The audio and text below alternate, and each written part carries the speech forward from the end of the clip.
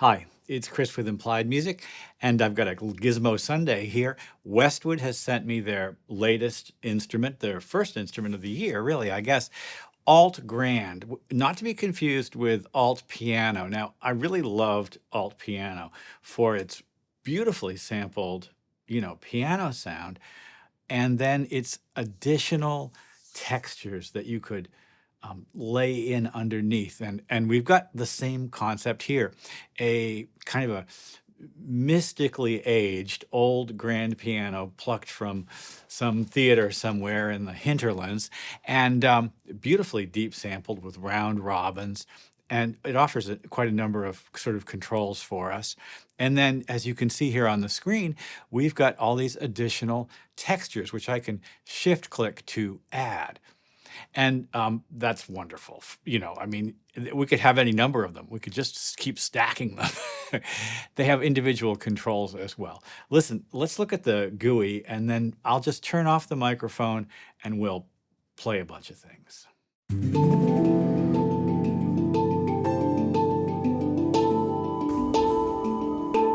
Well, in my review of Alt Piano, I was particularly impressed by the piano sound.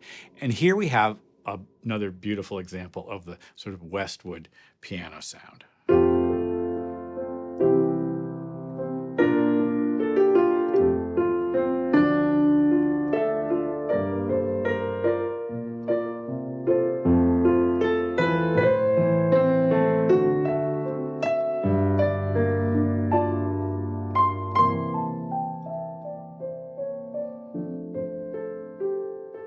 Now, I've tweaked that sound to suit me, and this is what I've done to do it. First of all, notice that we've got microphone mixes, and I've turned off mic mix 1, and I've flipped over and used just the close mic. The room mics are very nice, and I think really suitable for any number of other things. But for me, I like a close mic sound on the piano, and these mics are great. We can add a number of sort of sounds to the piano itself as well, including here a slider for felt. It basically damps the piano, so I'll slide this up as I play. You hear the thumping coming in there. And it's interesting that it's dynamic. I could assign a slider to control that as I perform as well. The texture volume is on this slider. And if I wished, I could change the dynamics from velocity, which would be the normal thing, I guess, to a slider, so I could have something a little bit sort of I could have continuous controller over those things. So I've got a number of pages here. There's my home page. I've got effects, things that really help me a lot, including the sound volume of the key noise, the string noise itself, which I found a little loud. I had to take down pedal noise as well. Whether the lid is open and closed, that's actually a very effective sound. Here the lid is open. Let's close it and you'll hear the difference. Do you hear the difference? It's muted, and it really does sound like the difference on my grand piano as well. I added a little untune, a tiny amount, and I really like the tape saturation effect as well. Now, what I wound up doing was taking the saturation knob all the way down, but adding a little bit of wow and flutter and a certain amount of age makes me happy. I'm going to take it off. Maybe you can hear the difference.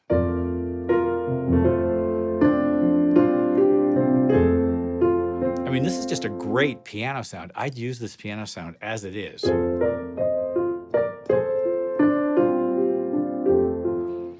Like many other Westwood instruments, we've got the trans pitch capacity, which does some sort of tricky things with the samples to change the pitch and then bring them back down into their, or maybe it's bring them back up into their original location. So you get like a timbre shift. So with it off, do you hear what happened there?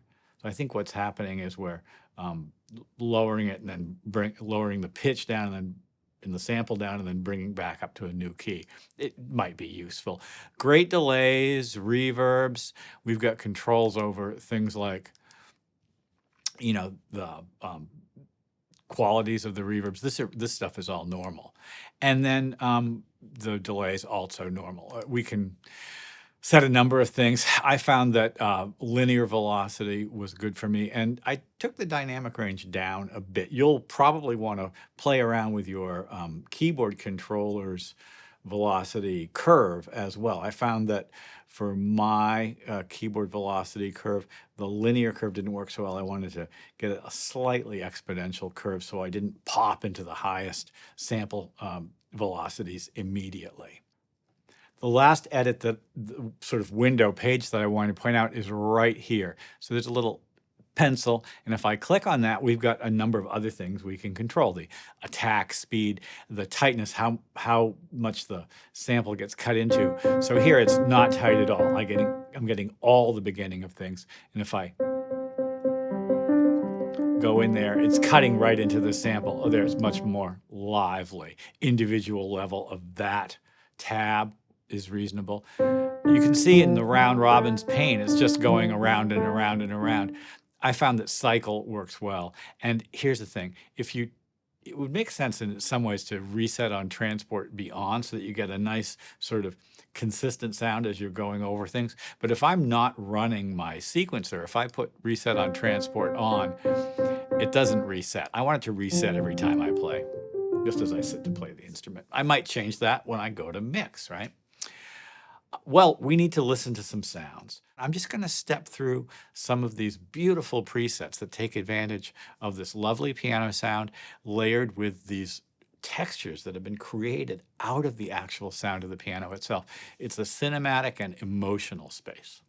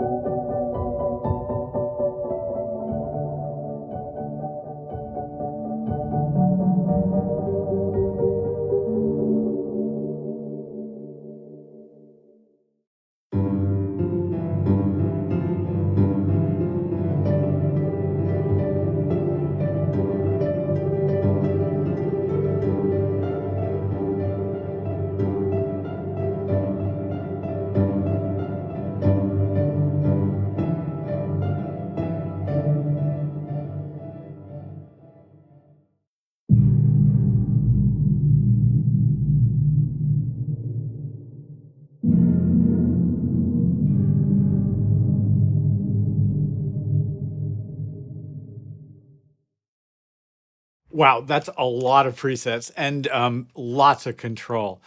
Beautiful. It's great. I had the speakers nice and loud here.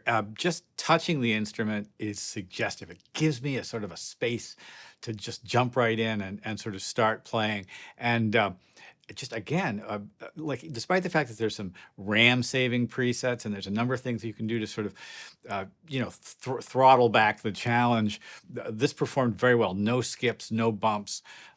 Nice piece of kit, as we like to say. Do I need another piano library? Of course I do.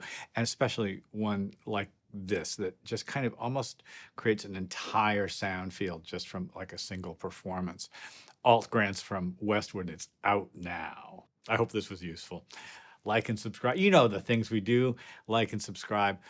Ding the bell to be notified when I do my videos. So I'll see you guys next time.